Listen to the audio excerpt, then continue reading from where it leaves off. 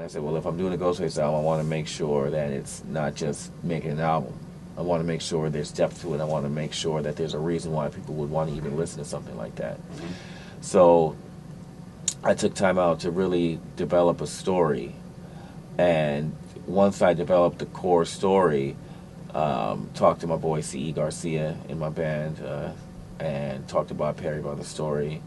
And we all bounced around ideas and sent it off to Ghostface with a whole script. And he just basically used the script to write the 12 songs of 12 Reasons to Die. And he basically took the script to the next level by adding new facts, new twists and turns, and it was, it's just what it is now. It's history.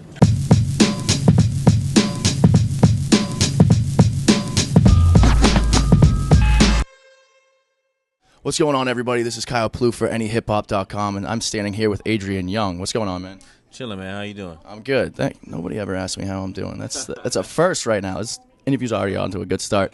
Right now, you're in Boston. We're at 88.9 WERS. You're touring with Ghostface Killah on the 12 Reasons to Die tour. How's everything been going so far? It's a blessing, man. It's one of those things where you wait for this moment all your life, and when it gets there, at first you're excited for that first minute, and then you realize you got a job to do, and then you're just trying to exceed expectations. So it's been good. Ghostface is just a humble, cool dude, man. Like it's just a bunch of laughs the whole time. You know what I'm saying? It's going really well. Nice. So 12 Reasons to Die tour. How did you get hooked up with Ghostface originally? Basically, Bob Perry, which is the co-owner of Soul Temple Records with RZA, reached out to me on Facebook and said, I want you to do a Wu-Tang oriented album. Then we talked, and he's like, you know what, do this Ghostface one. So that's basically how it came to be. Right. And you were essential in the creation of the album. Did you have something to do with creating the concept of the album as well? Yeah, basically I put the concept together, and then I wanted to put a concept together like that because I wanted people to be inspired to listen to it. I didn't want it just to be just another album. Right. So put the concept together, and then the concept is what served as the driving force behind the compositions and his lyrics. So just wanted to do something different for hip hop. You know what I'm saying? Just something with more depth, kind of like taking it back to, like, say if we're trying to do an old Pink Floyd album, concept album, or you know what I'm saying? Just something deep. So that's what it is, and he just took the concept and took it to the next level. So that's You said you want it to be inspirational. But it's the 12 Reasons to Die tour. Like, what's the message behind 12 Reasons to Die? What do you want people to know? I guess the message behind it is not necessarily what the story is, but what the world is outside of the story. And the world outside of the story is that hip-hop is something that is a genre of soul music. I just look at it as soul music. And historically, soul music has been really deep. And over the years, I just personally feel like a lot of it's just been watered down. You know what I'm saying? Just watered down to just club dance music and all that stuff. And I wanted to do something where it took it back to where you're making music that could make people cry or make people think. You know what I'm saying? And I wanted this sub-genre of soul hip-hop to be one of those albums that hit people like that. You know what I'm saying? So that's really the message behind it. The message behind it is essentially, hip-hop is something serious. There is hip-hop out there that's just, it's trash to me, But for the people that feel the same way I do about a lot of modern hip-hop, there is a lot of good music out there, and I want this just to be one of those that make people think, you know what I'm saying, about what they're doing musically. So Absolutely. That's yeah. So you've always been a producer. What's I can sort of see you're a big soul fan and stuff like that. What's your background in music, and how'd you get into producing, and how'd you get to this point? Yeah, my background is music. It's just literally my parents buying me an MPC and a Tascam Porta Studio in '96. And I started sampling old records, and I realized at that time that the music I really liked the most was played with live instruments. So I would listen to Superfly, and I'm like, damn, I need to sample that. But I'm like, damn, that music's way better than whatever I would do if I sampled it. So at that time, I just started buying instruments and started teaching myself how to play instruments.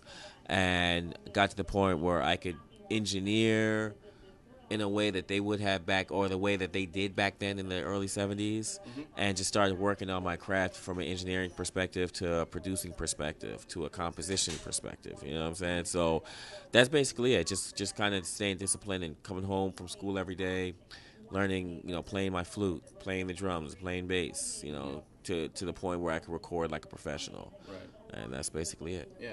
How do you feel like about how like electronic music and everything is so readily available and almost anyone can say they're a producer now? Do you think that's a good thing or a bad thing? Do you think people should go back to working with instruments and stuff like that? My thing is, I just like music that feels organic and has depth, whether somebody's using instruments or not. I'm a firm advocate of sampling. I love sampling. I love sample-based music. One of the main reasons why I like sample-based music, because a lot of those samples come from organic material, organic media, which is vinyl, all vinyl. You know what I'm saying? So it sounds good. What I don't like personally is just a bunch of music made in a computer. You know what I'm saying? Because computers emulate what's organic. Not to say that there's not great music being made by the computer, but if you're making music based on something that's emulating, it's always best to go organic. Because your music would have more depth, it have more feeling, more soul. So,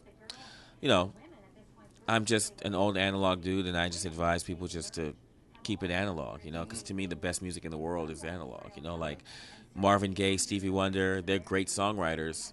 They made great music. There's people out here today that's making better music than what they made back then, but at the end of the day, the music isn't as good because it's recorded on a computer.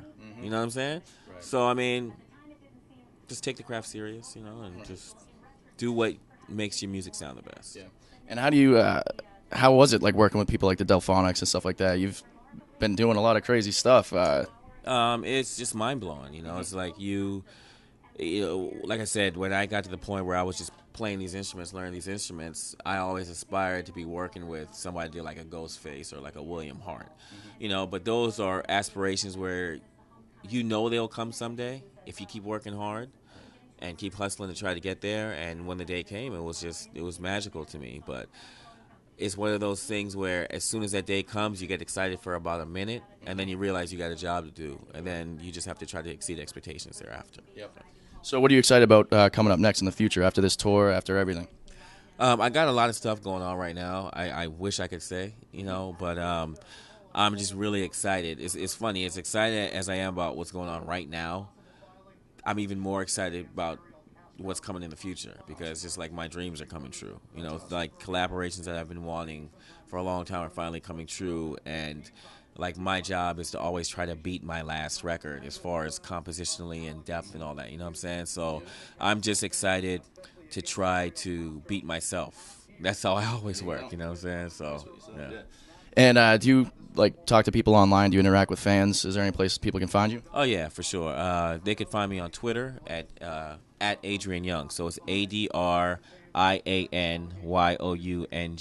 So it's Adrian Younge with the E at the end of Young. So that's it, man. Nice. You heard it here first, everybody. Adrian Younge. Thanks, man. Cool, man. Appreciate it. This is Adrian Younge, and you're watching AnyHipHop.com.